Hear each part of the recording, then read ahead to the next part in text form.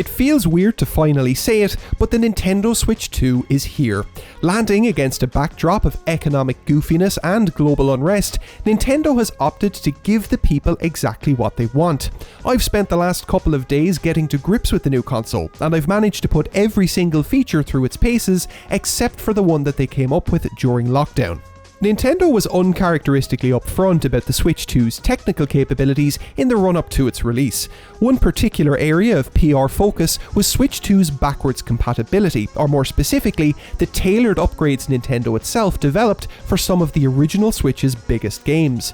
Credit where it's due, I've been having a whale of a time exploring both Depression Hyrule and Minecraft Hyrule at a buttery smooth frame rate. Now, these targeted upgrade packs are one thing, but what about all of those other games? You know, the other ones?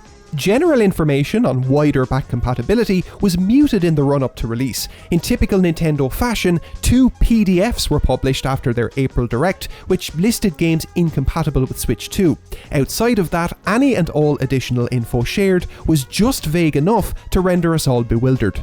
So that leaves us with one big question: how do unpatched, medium-rare Switch 1 games perform on Switch 2? I've spent the last couple of weeks performing frame rate analysis and general testing on a whole bunch of original Switch games on original hardware. Now that Switch 2 is in hand, we can directly compare in-game performance and image quality across a selection of the Switch's most notorious port jobs, with a few additional curveballs thrown in for good measure. These games might not have received an upgrade patch, but let's find out firsthand if the Switch 2's extra horsepower makes any difference at all. If you like this kind of content, please do consider subscribing to the channel. You'll be helping me out massively by doing so. For now though, let's jump straight into those games.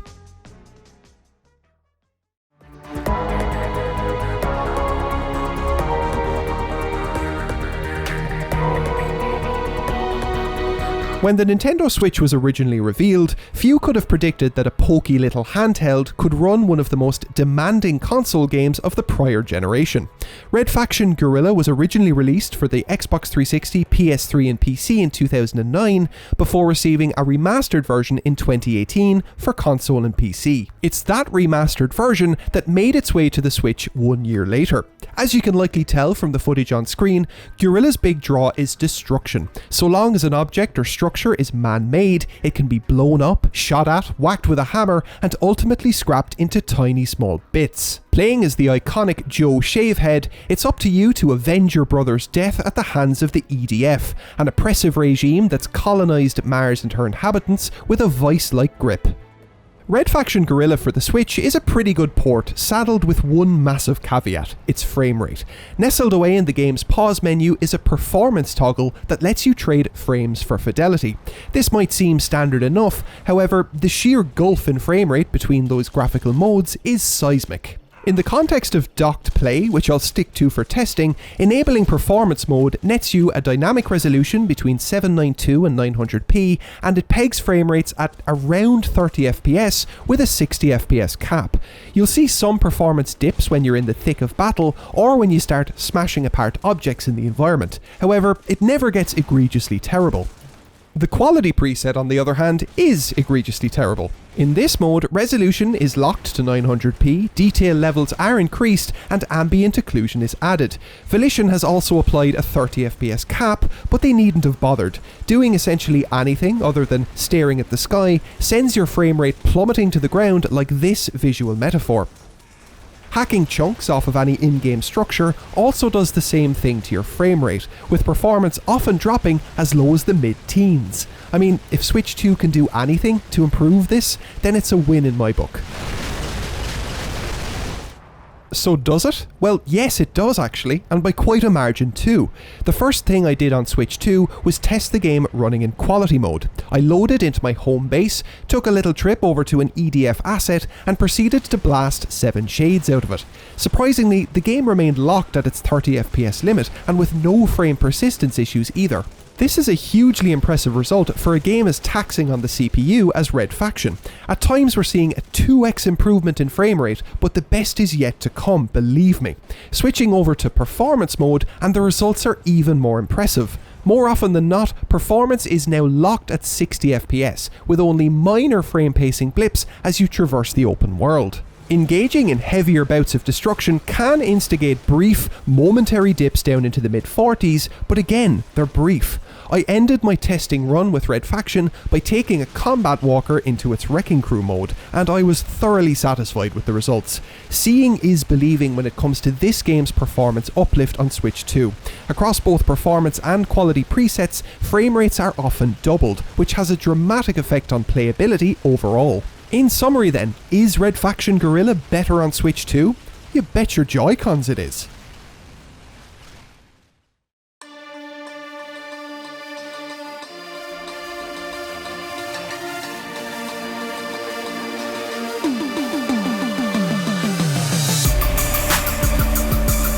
Now, not to have this video turn into some kind of hate parade aimed at Volition Inc., but Red Faction wasn't the only substandard port the team flung at unsuspecting Switch owners in 2019. Joining that title was its 7th gen console stablemate Saints Row III. On its own terms, Saints Row III is, to this day, an excellent open-world shenanigan simulator.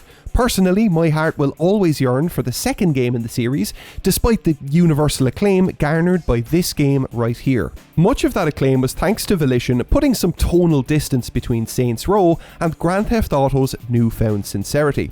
By the end of the 2000s, many gamers felt as though Rockstar had steered their crime opus into a slightly depressing cul-de-sac. Volition, on the other hand, were keen on giving players a hyper-realised playground that was full of all the stupid stuff you actually want to do in an open-world crime game. They succeeded with Saints Row III by stripping out anything that could be considered overtly profound or genuine and replacing it with knob jokes and pixelated nudity. Great game, brilliant. Not on Switch, however. As you probably noticed from the on-screen footage, Saints Row III is a great example of a fantastic game not being given the resources it needs to succeed, both during the porting phase and perhaps thanks to the system itself. Unlike Red Faction, which maintained its image quality and unique aesthetic in the migration to Switch, Saints Row III has lost a decent chunk of its visual appeal through the porting process. This is mainly down to a very ropey anti-aliasing solution. Allegedly it's TAA, but I'd believe you if you told me this fizzing on-screen scene was being treated by a measly pass of FXAA. The biggest thorn in Saints Row III's side is its frame rate, which is,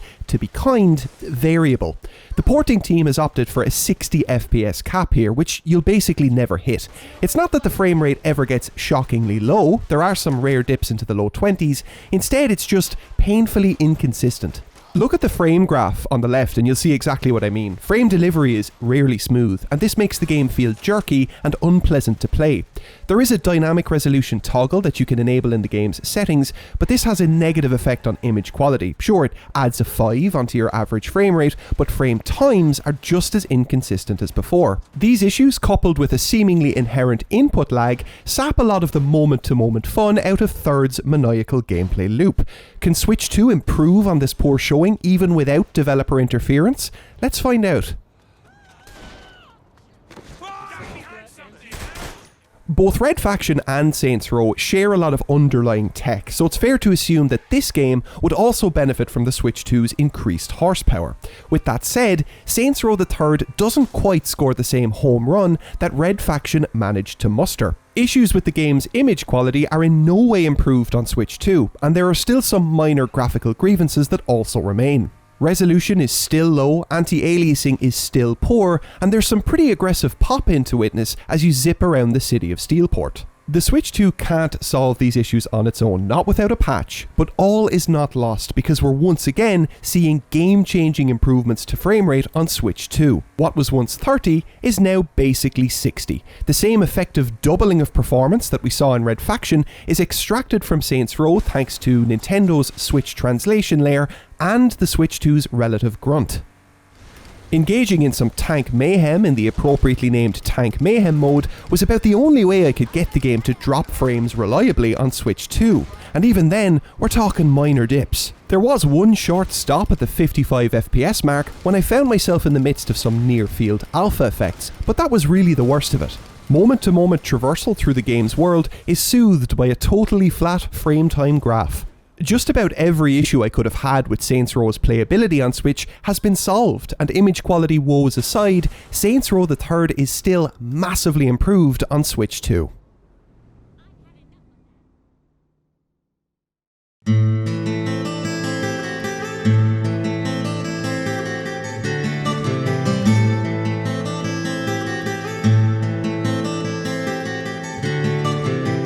Once the original Switch's modest capabilities became a known quantity, it didn't take long for publishers to begin machine gunning 7th gen ports onto the system. Throughout the Switch's youth, both Reddit and Twitter were rife with porting wishlists. Despite ample discourse on the topic, I'd argue even the most niche and unhinged shortlists failed to include Deadly Premonition. Released in 2010 for the Xbox 360 and PS3, this open-world horror adventure was directed by Swery, the man behind The Good Life and D4 Dark Dreams Don't Die. Deadly Premonition is to Silent Hill what the Katamari games are to Tetris. It's off-kilter, oddly charming, and it proudly seats itself somewhere between David Lynch's Twin Peaks and Tommy Wiseau's The Room. Adopting the role of FBI agent Francis York Morgan, you head to the rural town of Greenvale to investigate a young woman's grisly murder at the hands of the Raincoat Killer. Your first hour with the game delivers one of the funniest QTEs ever conceived, a straight run down a comically long road that nearly puts your character into AFib, and a leisurely drive spoiled by Francis as he chats away to an imaginary friend about the DVD extras featured on 80s slasher movies. Games like Deadly Premonition are rare diamonds in a sea of absolute shite, and despite its often obtuse design, and I think that's being friendly, you owe it to yourself to at least try it. But not on the original Switch. In anticipation of a Switch-exclusive sequel that launched in 2020, the original Deadly Premonition was ported to the console in 2019, and it can be rough. The game's tighter, more linear opening segments both look and play about as well as you could hope, almost lulling you into a false sense of security. Once you step out into Deadly Premonition's open world, however, just about everything falls apart. Now let me be clear, there is no perfect port of Deadly Premonition. Every single conversion suffers in its own way. Even so, the Switch version seems to suffer in almost every way, especially during these open world segments. Image quality is honestly pathetic. We are given generous helpings of every single post-processing effect that we look back on with disgust from the 7th gen. Cornea scorching bloom, poor texture filtering, the absence of any anti-aliasing it seems. All of these lovely treats and an often aggressive dynamic resolution are yours to enjoy. Performance is, once again, variable. The game runs with a 60 FPS cap, and those linear segments I mentioned actually do a decent job of staying in the frame graph's upper register. The open world, however, really lays bare the true horrors of Greenvale. Hopping behind the wheel of an in-game vehicle is a surefire way to bring Deadly Premonition to its knees. Just look at those frame rates. Not only is performance lacking, but frames aren't being skipped correctly either, so the game's speed is being actively lowered when performance lurches. A faulty frame rate is Deadly Premonition's Achilles heel, and any improvement here would be welcome. I figured the best way to stress test Deadly Premonition on Switch 2 would be to commandeer an unsuspecting vehicle. Doing just that, I retraced my route from the Deer Yard Hotel down into the bustling heart of Greenvale. The first positive to mention is that the game's dynamic resolution scaling now sticks to its upper boundary on Switch 2. Image quality is definitely superior on the new machine thanks to that higher resolution. Alongside this improvement, performance is also greatly increased, although in keeping with Deadly Premonition's mysterious nature, this uptick is both a blessing and a curse. Much like Red Faction and Saints Row before it, Deadly Premonition can exhibit frame rates twice as high as they were on the original Switch. This was nice when we were going from 30 FPS up to 60, but it does lose some of its novelty when you're going from 15 to maybe 30. Now, normally of course, more frames equals more better, but there's something weird going on with Deadly Premonition's speed when it runs at these higher frame rates.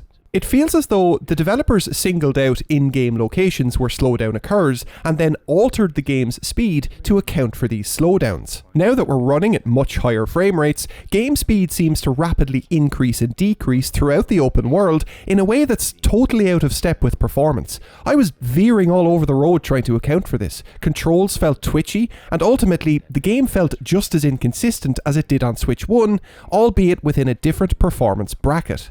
If it's any consolation, linear areas do often run at a flat 60, although there still can be the odd dip here and there. I think Deadly Premonition is destined to forever exist as a flawed masterpiece in dire need of a silver bullet solution. For now, the Switch version remains shackled by its shortcomings even on Switch 2. Imagine how it'll run on Switch 5.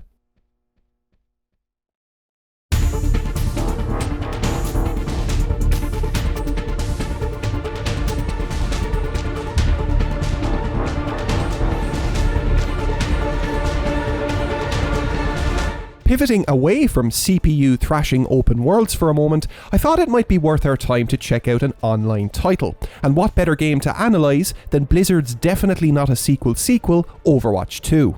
Overwatch arrived on the Switch back in 2019, before Blizzard reworked the game's monetization in 2022 and disguised that update as a full-on sequel. Across its lifetime, the game has gone from being a hotter-than-hot hero shooter to a bit of a joke within the community.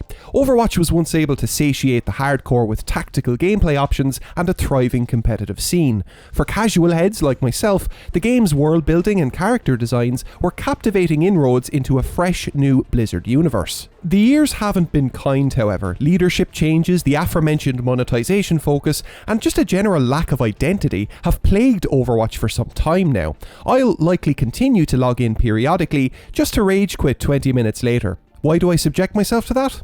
I don't know. As for how the game performs on OG Switch, it's a bit of a mixed bag.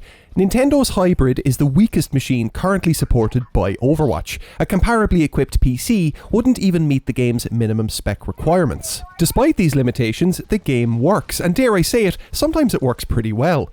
Load times are the biggest initial standout. They're quite long compared to other platforms. Once you finally get in-game, you'll continue to see character models stream in from storage and decompress on the fly. This points towards memory bandwidth and CPU decompression being bottlenecks here. Texture quality is, perhaps understandably, rougher than it is on other systems, but aside from the model of the gun that's sitting in your hand, it's not especially noticeable. The biggest pain point in Overwatch's Switch port is performance, which tends to falter at inopportune moments. Running with a 30 FPS cap, the game manages to mostly adhere to this limit as you traverse the map and engage in one-on-one skirmishes, albeit with infrequent bouts of uneven frame pacing. As soon as the screen fills with foes, however, the situation takes a nosedive. Take a look at this final push at the tail end of a match. These are the kind of frame rates you can expect to look forward to on the original Switch during clutch moments.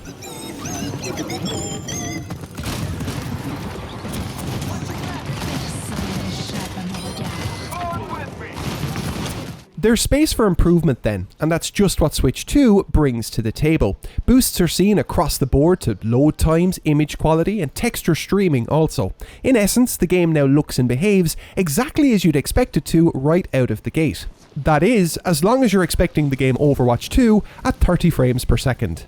I know that there's a vocal subset of players out there that will balk at the idea of playing Overwatch at such a low frame rate, and I do agree to a degree.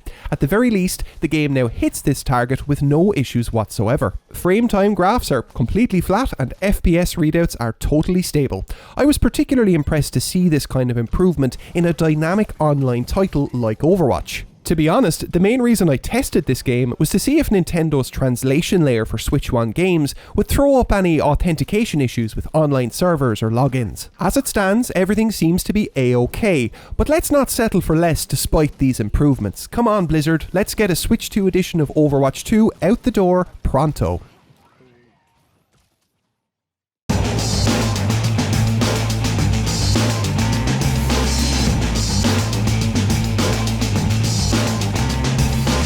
The closest thing that Switch owners have to a collective experience is the intense fatigue we've all felt when trying to use the eShop. After all, there are only so many hidden object Sudoku hentai mobile ports you can wade through before you begin to develop a cluster headache. Thankfully, there's one mobile port nestled in the undergrowth that makes it all worth it, and it's this one, Rush Rally 3. Developed by a one-man team, Rush Rally 3 is effectively a eulogy to the late-grade arcade rally racers of the 90s and early 2000s. Not only is it the best rally game on Switch by a long, easy left, it's also excellent value. There's an entire suite of legally distinct homages for you to get behind the wheel of, and 72 different courses to barrel your way through. Handling handling is accessible, but it still has depth, which is something too many modern arcade racers miss the mark on. All of this loveliness is somehow packed into an 800 megabyte install. If you're in any way interested in racing games, I beg you to check this one out. With that being said, Rush Rally 3 hasn't been featured in this video solely for glazing purposes, no. The real reason it's here is tucked away in its settings menu. Unlike basically every other game on the system, Rush Rally 3 allows you to tune every aspect of the game's visuals via a PC-like configuration menu. There's even an on-the-spot benchmark you can run to calibrate performance at your chosen frame rate and resolution. I don't want to get up on my soapbox for too long here, but it does speak to the gulf in priorities between indies and AAA publishers when a single developer can offer something like this in their Switch game. Running that calibration benchmark and choosing 60 FPS as your desired frame rate plants the original Switch in medium to high territory across its settings. When you hop in game, performance is largely strong, with minor dips whenever you start kicking up dust and dirt. Whacking all of the settings up to their respective maximum, and your average frame rate will hover around the low to mid 40s. Taking a hit in this mode will see performance dip far more severely, especially if there are lots of alpha effects involved in the incident. Hopping over to Switch 2, the first thing I ran was the game's calibration benchmark. In a strange twist of fate, it took far longer to complete this run on Switch 2 than it did on the original console. I'd imagine this is down to the game realising it's got some performance headroom and then cycling up through graphical options in order to achieve the best result. Once that was complete, the game defaulted to max settings across all available options. A nice jump over the medium to high assortment on Switch 1. I then jumped into the same Greek stage that I ran on the original Switch, and sure enough, performance was great. I'm a big fan of the well-worn rendering techniques used in Rush Rally 3 to achieve things like shadows, lighting and reflections. I'll gladly take a crisp, raw and rasterized image over a smushy, temporally treated one. Rush Rally 3 on Switch 2 is akin to a cohesive looking PS2 game running in HD, and I mean that in the best way possible. Hopping into a second stage, and I did notice some peculiar frame time spikes to 33.3 milliseconds after resetting my car to the track. Despite rendering load staying broadly similar throughout the entire stage, performance never recovered fully after this, but it also didn't dip a whole lot either. Catching air off some inert bystanders and doing a sick flip still saw performance sit just shy of a constant 60 FPS. I'd love to see Rush Rally's dev return to the Switch version and make some optimizations for Switch 2. Even in this state though, it's still great.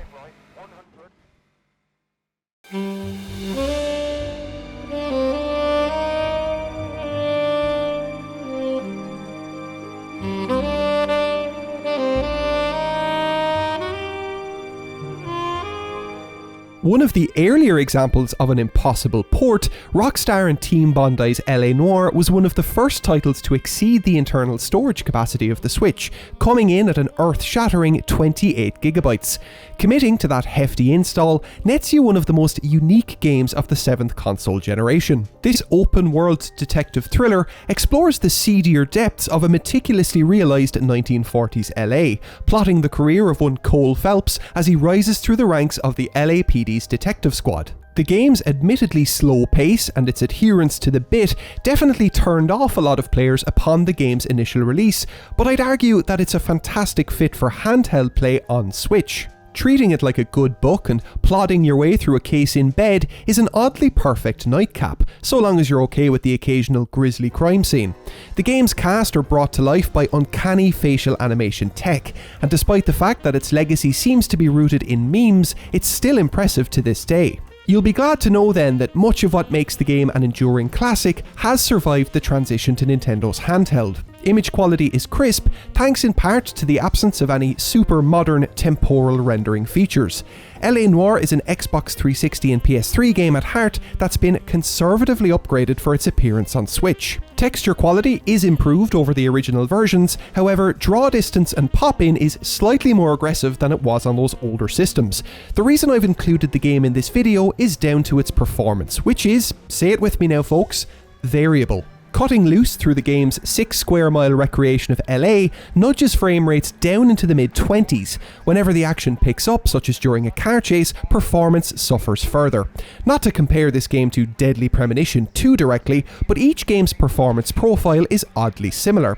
Whenever LA Noire slows down, it doesn't drop frames. Instead, the entire game's speed lurches. At times, the game can run comically slow, almost like Cole Phelps has inherited Franklin's slow-mo driving ability from GTA 5.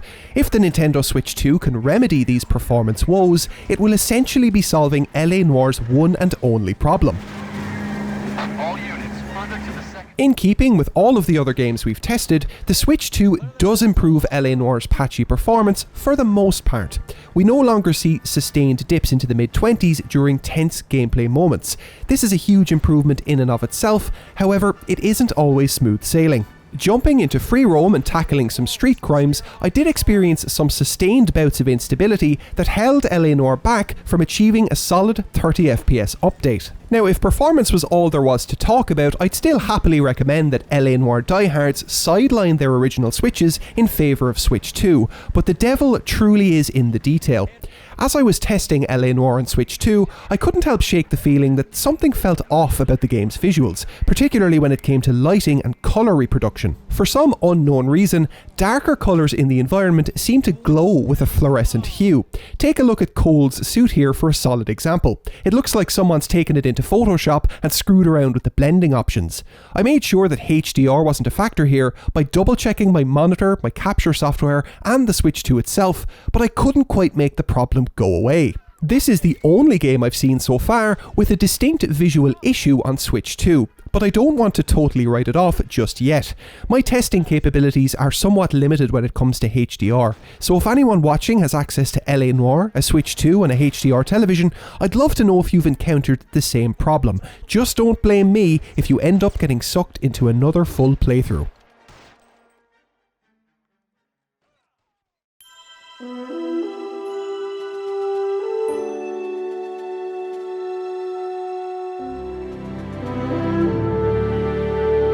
Tell me, what better way to round out the video than by taking a look at the venerable boss man of all ports? Long before the Switch was even a glimmer in Nintendo's eye, the concept of running Crysis on console was a pipe dream.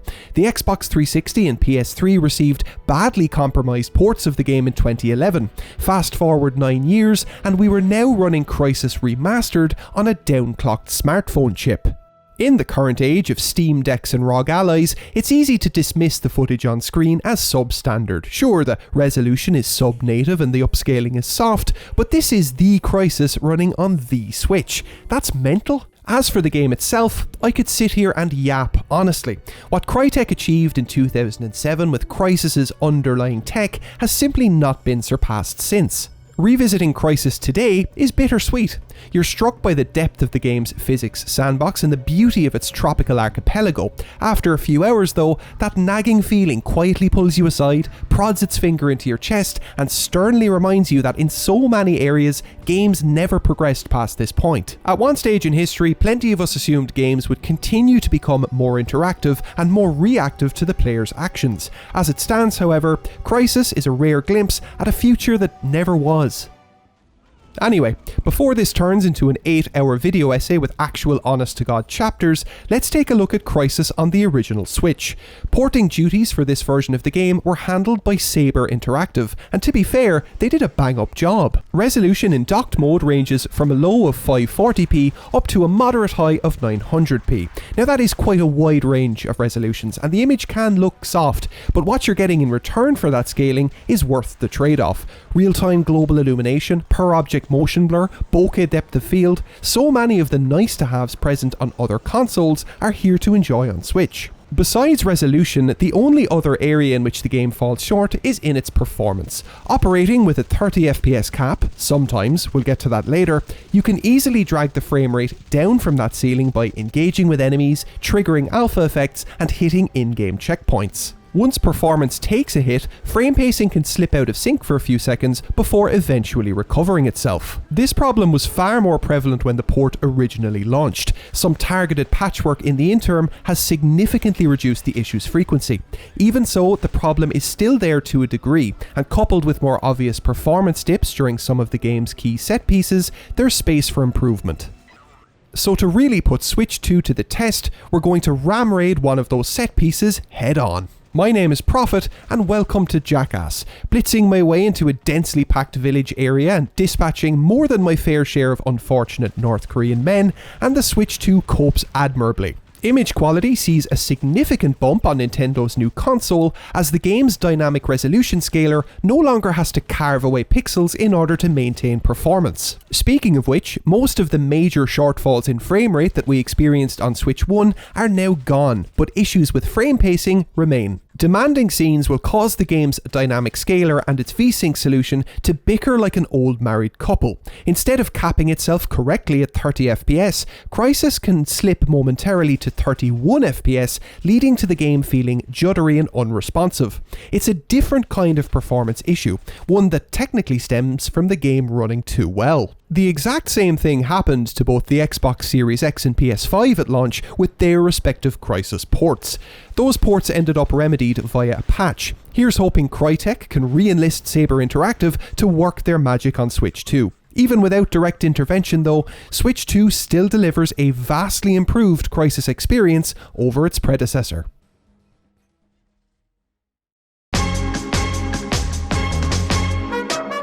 So there we have it, a range of Switch 1 games, big and small, put through their respective paces on Switch 2. I have to admit, I'm honestly surprised to see the kind of performance increases I've seen throughout my testing. You'd wonder why Nintendo didn't make a bigger deal about all of this. Then again, they'd likely be throwing their publishing partners under the bus by saying, hey look, our new console fixes all of these busted ass old games. Not Deadly Premonition though. Switch eShop sales have long held an arcane power over my spending habits, so I have a ton of other games that I could test. If you'd like to see more of this kind of thing, do let me know. That's it for now though, so thanks for watching, and I'll see you in the next one.